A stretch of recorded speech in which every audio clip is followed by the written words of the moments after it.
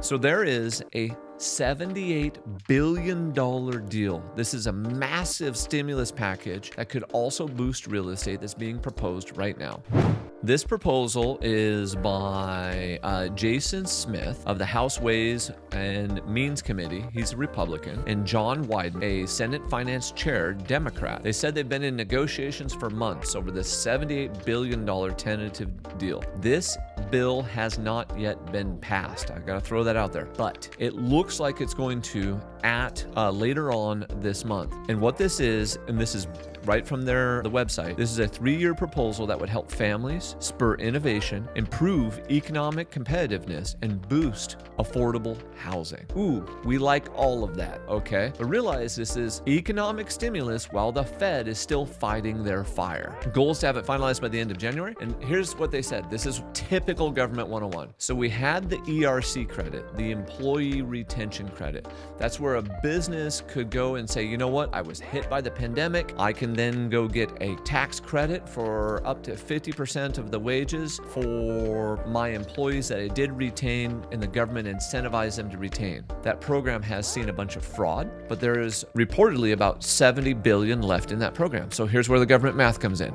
The government goes, hey, we're going to save you guys $8 billion. Just watch this math. What we're going to do is we're going to kill off the ERC, the Employee Retention Credit, by the end of January. We're going to start this new bill. And it's only $78 billion, but we're saving $7 billion over here. So it's only $8 billion more. So it's like we're saving money. And those guys were a bunch of fraudsters anyway who were claiming late. So, we need to get rid of the fraud. Only a government can do math like that. Us as real estate investors, business owners, we can't. But ideally, this is all good for the real estate industry. This is awesomeness for the real estate industry. Yeah. There's a couple things in here that we really need to dig into. The first thing is the child tax credit. This is one of those things that helps everyone. So the child tax credit, they forced hire during the pandemic, once again, just to kind of help alleviate what was going on. The thing to understand about your child tax credit is it is a use it or lose it style credit. I use it. I use it too.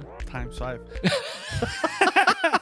Here's what's interesting. Even if you didn't have enough taxable income, or you had other losses or other things that wrote down your taxable income, you would lose those credit for those 5 children normally.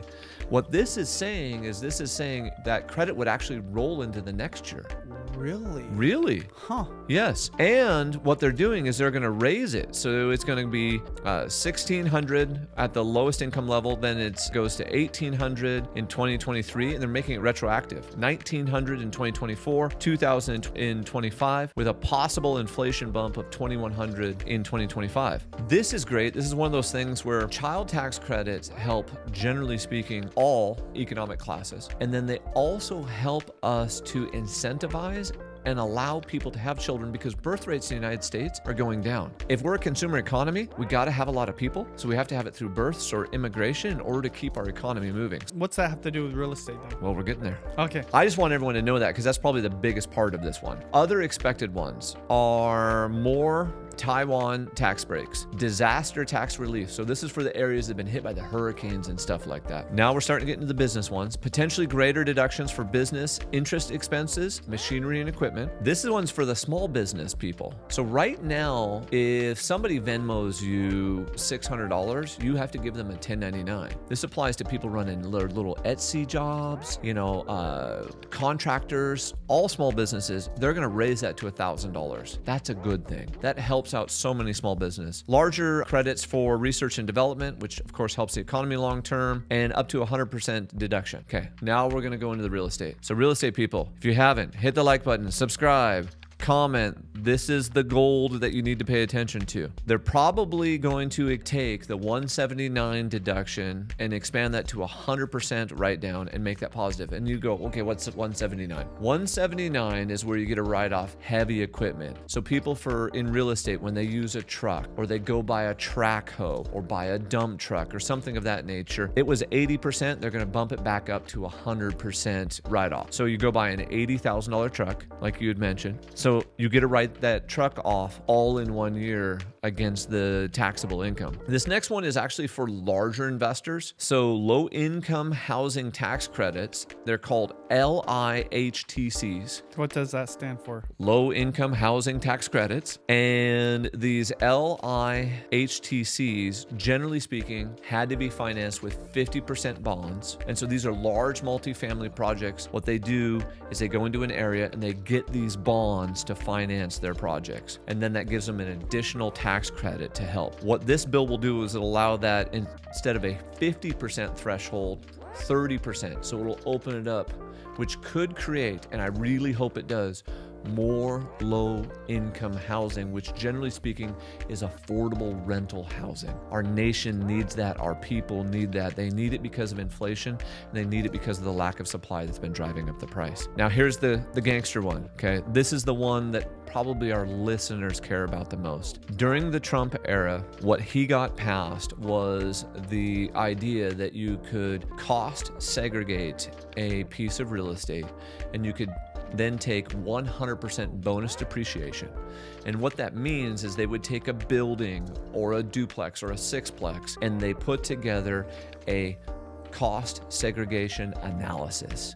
And instead of depreciating the whole over a really long period of time, you take items that can be depreciated quicker and you accelerate their depreciation. Well, what they said was those accelerated depreciation items could be written off at 100%, but that just went away. And then it dropped to 80%, and then it's going to drop to 60. This bill is going to bring it back up to 100. And you go, why is the government supporting commercial real estate, multifamily, and the economy again? What do they know? What are they seeing? Is this just like the Federal Reserve saying there might be a problem? This is exactly that. This is them saying, hey, we've got to make sure that we can prop up investing real estate, multifamily, office, commercial real estate, all those categories, because what this does is allows high net worth individuals to go buy real estate and get big write-offs on their taxes. This is one of the things that caused the big boom. This caused the syndication booms.